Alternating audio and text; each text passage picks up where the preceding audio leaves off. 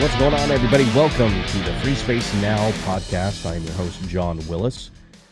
Great to be with you today. It's been a few weeks since we did our last episode of the podcast. I think our last one we did was with Wayne Dupree, the news ninja.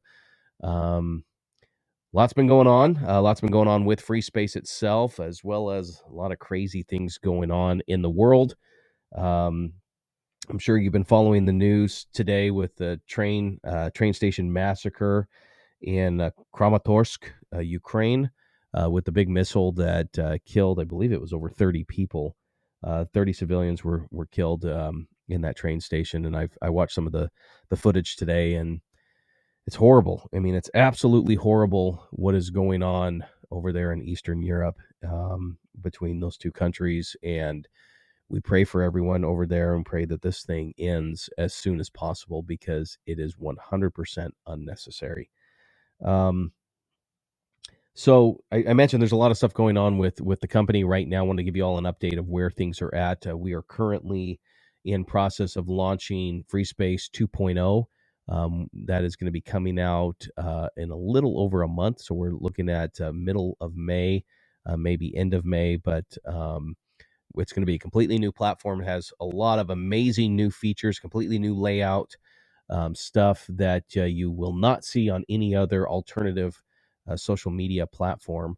And the way I look at it, I really see us really taking several steps up to compete with the big dogs of big tech with regards to what we are building. And I know that each of you will be excited once you see it, because the features that we are launching have everything that you love and nothing that you hate. Some of those features include TikTok and Reels style video live streaming. We will also have a content marketplace where content creators can actually sell their content. We're also going to be launching a few new partnerships with this new platform where you'll be able to actually purchase discounted health coverage through a health sharing plan that we have partnered with. We have banking options for you and a lot of other great things. So I know you will be really, really happy with what we are building, and we are very proud of the direction we are taking this company right now. We also want to mention, if you go onto the activity wall right now, you will see that we have a link to Mammoth Nation. So if you are looking for like-minded companies that you are wanting to shop for and support, or shop with and support, please go to mammothnation.com and check them out and check out all the incredible freedom-loving businesses that are on that website. And if you sign up now, you can get up to 70% discount on many great products that are on that platform. So this past week, social media was rocked with Elon Musk buying an over 9% share or stake in Twitter, and actually being admitted to the board of directors of Twitter. He has been hinting over the last few weeks about, the necessity of launching a new platform. And I feel that he did the smart thing by trying to take over one that was already existing and not trying to be a moron like this guy and try to launch his own. Because it's hard, folks. Launching your own social media platform is not easy, and it's not cheap. But heck, if I had Musk money, I don't know, it'd be a completely different ballgame. But I think the strategy of what Elon is doing right now is very interesting, and I have some theories.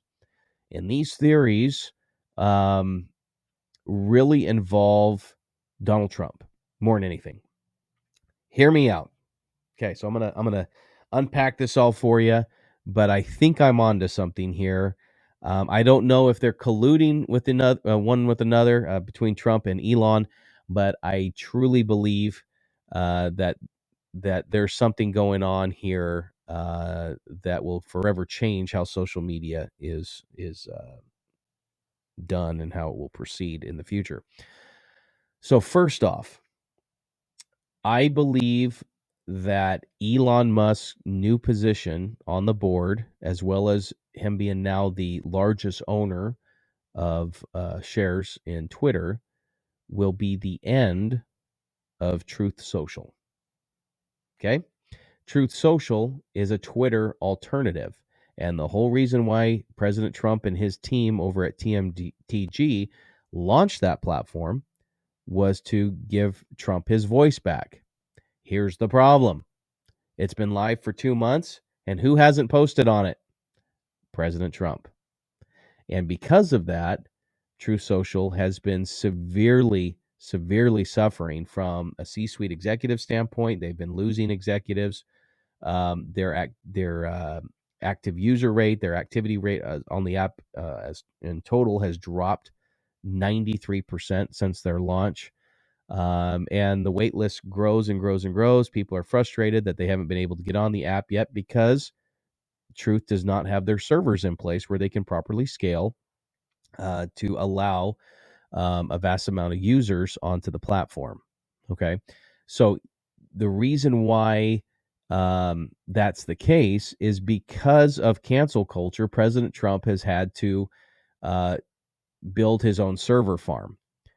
So, if he can't rely on AWS or Microsoft Azure or IBM, a lot of these public server farms, which are fine, Parler's a different discussion. But they have the fast, they have the scalability where you can actually grow a platform pretty fast. Um, but there's always that overwhelming thought of cancel culture, and it's President Trump and Silicon Valley and anything tech related absolutely hates him and all of his followers, and so he was forced to build his own servers. Now, if you look at what's going on, the country is falling apart. The world's falling apart right now. The economy is horrible. We are definitely hitting a recession here shortly. Inflation's through the roof. Gas prices are through the roof. There's no leadership whatsoever going on in the world coming from the United States. Countries are dumping the dollar. It's bad. Things are really, really bad. And President Trump does not have the time. This all comes down, my whole theory comes down to time. He does not have the time to build his audience like he had on Twitter and to be effective like he was when he was on Twitter. He doesn't have the time anymore. Why doesn't he have the time? Because he doesn't have the time to build the servers to get him up to that point. Okay. It takes a lot of time to, especially with the supply chain issues. I know with our new servers that we're going to be launching next month with our new platform with our own private cloud, it took us months just to get them shipped over from overseas because for some reason nobody wants to work anymore at the ports to unload anything at in LA or any of the ports on the West Coast. So we've got a severe supply chain issue, and so with that affects Trump's ability to scale in a very fast and timely manner. So he's been struggling, and he's losing executives like crazy. People are frustrated, and I know President Trump's frustrated because he hasn't posted at all. So in comes Elon Musk. Elon ends up dishing out $3 billion. I think that was the amount, $3 billion to purchase the largest stake in Twitter. And immediately he puts out a statement saying that he will not be a passive investor or passive stakeholder. So what does that mean? That means that he's just not going to sit back and let Twitter, do things status quo. He said he was going to be active. And with him being on the board and being the largest stakeholder, he can definitely pull some strings. And I thought it was very funny that the first thing that he threw out there was, "Hey, how about an edit button?" Something that's very, very simple. Because how about an edit button? But of course, we know what everyone really wants with Twitter is we want President Trump back on there, as well as everyone else that has had their accounts completely banned and shut down by the totalitarian leadership of that company. And so, even yesterday, he tweeted a picture of him when he was on Joe Rogan smoking a giant joint, saying that the next board meeting was going to be lit. Yeah. So now you have Elon on there. If President Trump, through Elon, is allowed back onto Twitter, okay, he now has I think he had 90 million followers on there. He'll have all of his followers back. He'll now be back as the number one most followed and watched person on Twitter.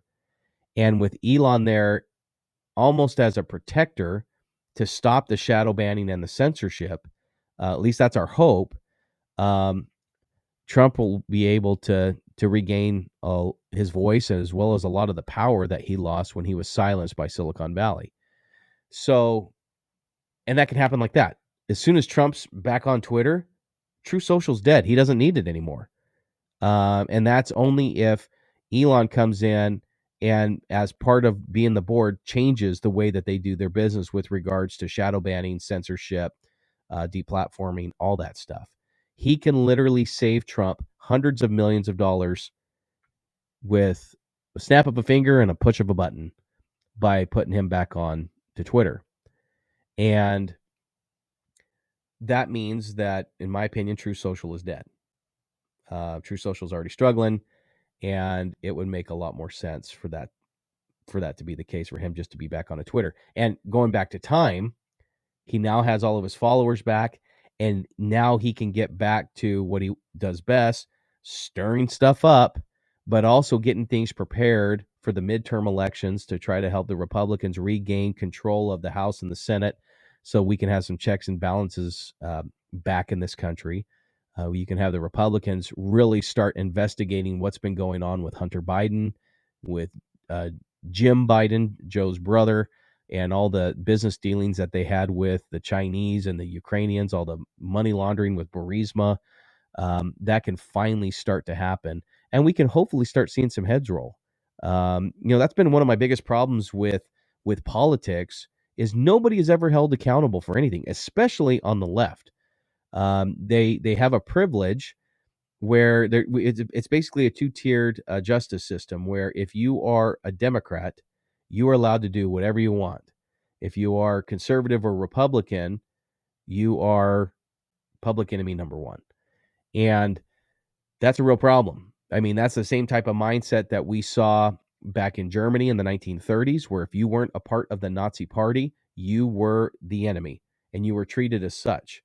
Same thing with communist countries. If you weren't a member of the Communist Party, if you did not fall in line, you're in trouble. I mean, it's a totalitarian mindset that has always happened when you have parties that are more for a socialist or communist type of mindset than they are for the empowering the individual.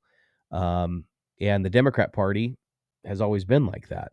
They've always, and if you're a Democrat and you're watching this, hey, I'm just stating facts here. Read your history. I'm not saying the Republican Party is the greatest party in the world. They've got a lot of stupid idiots in that party too.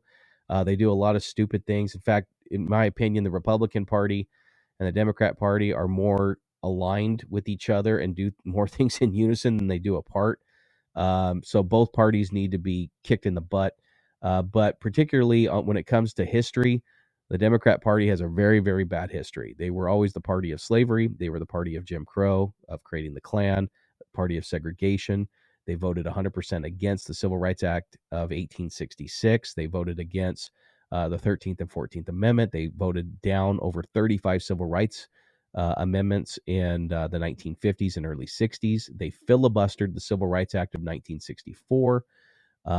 It wasn't until Martin Luther King marched in Selma, where they were beaten by Southern Democrats, physically beaten on the bridge there in Selma, where the whole nation actually saw just how bad it was.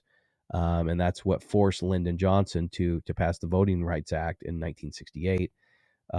But the Democrat Party has always been more of the socialist type, communist, big government, mob rule or majority rule type of mindset.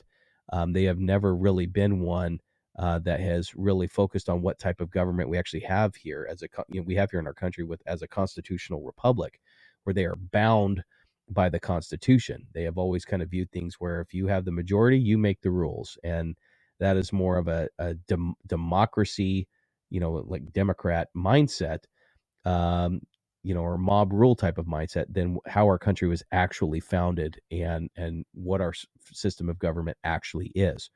There is a major difference between a constitutional republic and a democracy. And the founding fathers were very, very smart when they created this government to make sure that we were not a democracy, that we were a constitutional republic, because that constitution keeps people in check. We have gotten so far away from that constitution now. And, it's very evident with what we're seeing now in court cases around the country, where people are being held without true constitutional rights, being held indefinitely in really political gulags. I mean, that's what's happening right now with a lot of the January 6 people that have been arrested, that were literally led into the Capitol by the police, that the videotapes show. Don't get me wrong, I don't support what happened there. But there's I think the outrage on it is ridiculous, since Antifa and Black Lives Matter literally burned cities to the ground and occupied cities like Portland and Seattle for months. If you go to Portland now, it's a complete crap hole with how it looks compared to how it used to be. But you look at the fires that were set and businesses, people were actually murdered, in Missouri, Minnesota, New York, Chicago, um, all because of Antifa and Black Lives Matter. But you don't see any congressional hearings about that. You don't see any Congress people being held accountable for calling for violence, like we saw coming from the Democrat Party during the Trump administration, where they were literally calling for Antifa and Black Lives Matter to be violent. So you don't see anyone being held accountable for that.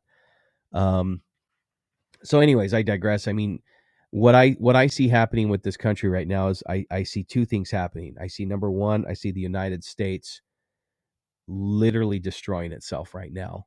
Um, I see that we don't have a president. President Biden, his dementia is so bad. And I think the biggest tell was 2 days ago or 3 days ago, whenever Barack Obama was at the White House, and to see him and Kamala shaking people's hands and completely ignoring Joe Biden. Joe Biden's wandering aimlessly, like he was invited to the party and didn't know anybody, and he was looking for the one person that dropped him off. Um, it was pathetic. Here, Joe Biden's the president of the United States, but in that video, it was proof that the real leader was Barack Obama. And Barack Obama even said in a video that he wishes he had a third term where he would just have a front guy, but he would be pulling the strings. And I think we all know that that's still happening, and that's what's going on right now, because Joe Biden doesn't even know who he is half the time. But I think our country's going into some very, very dark times, unless we have, some politicians that can grow a pair and can really fight back and really hold people accountable and really expose a lot of the stuff that's going on right now. Um, the other thing that I want to talk about real quick is the degradation of the morality of our country. Um, 20 years ago, the biggest topic was gay marriage, getting gay marriage approved. And that was the big push back then. Now the big push from the left is the normalization of transgenderism. Basically ending all women competitive sports by allowing men in there, transgender individuals who were born biologically male. I'm not a biologist, but I did take biology class, and I do know how the chromosomes work in DNA, and how genitalia works. But yeah, and so, but that's the push. But now, with the latest Supreme Court nominee just being approved by the Senate, we will now start seeing the next push being the normalization of pedophilia. Um, and this is bad, but this is happening right now, folks. And shame on Mitt Romney. uh, because I know exactly what his religious beliefs are. I know everything that he believes because we share the same religion. And shame on him. Shame on him for how he voted. He has sold his soul to the devil because of how she treated predators and child pornographers. Shame on him. But that is the push. They. My question is, for what's going on with Disney in Florida, why are they so hell bent on talking about graphic sex with 5-year-olds? What's the purpose of talking about that? I have two 5-year-olds. I have twins that are 5. I would never, ever in my wildest dreams ever talk about that with them. Even my 7-year-old. No. There are the things that they are trying to shove to these kids, to force onto them right now with comprehensive sex ed is disgusting. And if you don't believe me, do your research.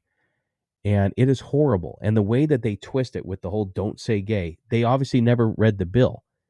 But the schools and teachers have no right whatsoever to teach young elementary school age and even kindergarten age kids anything about homosexuality, transgenderism, anal sex, oral sex, any of that stuff. They have no right. And it's disgusting. But that's part of the normalization. That's what Planned Parenthood is really pushing with their funding of comprehensive sex ed. It is grooming children. They will never admit it, but this is how they normalize it for kids. So if these kids are ever approached by a pedophile, they don't know any different. They think it's normal because hey, they talk about it at school. That's what their teacher talks about. That's what Disney is pushing now. It's all normal. They are normalizing pedophilia. And it's evil. And we at FreeSpace, we will fight against that. We will never, ever, ever allow anything like that ever to appear like that on our platform, and we will fight against it. We stand with families. We stand to protect children because, folks, I'm just telling you right now, I don't care what your religious beliefs are, it is evil to teach a young, innocent child anything like that. And you'll hear the opposition say, well, it's all about, being inclusive. Children are the most inclusive beings on earth. Children love everybody. They will welcome everybody. They don't look at color. They don't look at religion. They will know if you're a bad person or not just by how you are. But for the most part, kids are innocent and they don't need to be exposed or to be tainted like that at such a young age. Do you know that the average age of a child that is trafficked in the United States is 2.5 years old? Both boys and girls, 2.5 years old. And think about the hell that they go through if they survive for years of being trafficked. And you think of what fuels trafficking, pornography. It fuels trafficking. And we don't see anybody from the left, from the Democrat Party, speaking out against that. You want to know why? Because as soon as Joe Biden got into office, he immediately ended the White House task force on sex trafficking. He did. How do I know that? Because my best friend was served on it with President Trump. And now trafficking is increased tenfold. They want to open up the border, that southern border where trafficking and drug running with fentanyl and heroin is just going to increase like crazy. They are purposely destroying our country, both from an economic standpoint, a moral standpoint, and a physical standpoint. And at some point, we need to speak out and say enough is enough. I don't know what's going to happen, folks. I'm really scared for my kids. I've got 4 of them, and I'm really worried about the world that they're going to be growing up in. And this is where we as parents need to step up and to be that shining light on a hill. We need to be an example to our kids. Because remember, we as parents are responsible for their memories. We are developing their memories by how we act as parents. And we have to ask ourselves, What type of memories are we creating for our children? What type of foundation are we building for our children to live their lives or to grow their lives off of? I shouldn't say grow, build their lives off of. Because that responsibility comes down to every father and mother in this world. Your job, when you made that decision to have a child, whether it was on purpose or not, you made a deal with that child that you would set them up for life. And how are you going to set them up for success or set them up for failure? And I think too often nobody takes responsibility for anything anymore.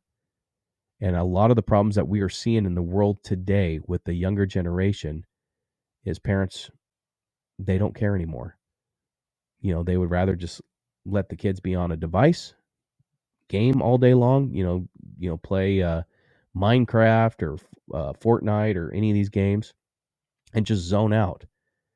Instead of these parents teaching these kids skills, taking them fishing, go camping, go to the park, go ride bikes, teach them history, read the Bible, read scriptures. It's just not happening anymore. And I think we're seeing our society turn into a truly godless society, and that needs to stop. So I just hope with what we're doing at FreeSpace, we can help fix that, because in order to change culture, you got to change the way information is delivered. And with FreeSpace, we want to make sure that you guys are getting unfiltered information that you can use and have the ability to have your voice where you can share what you know is true. You can debate. You can call someone out if they need to be called out. But at the end of the day, we need to make sure that we're being positive. We show respect and love to everybody, no matter how different we are. I don't care if you're gay or straight. I don't care if you're atheist. I don't care if you're communist or conservative. I love you. I love you no matter what. Two things I know about life: God's the judge, and I'm not him. But there is a point where I do have to draw a line and say, I have boundaries that I have set for my life that I will not cross. And I will not be forced to cross those boundaries either.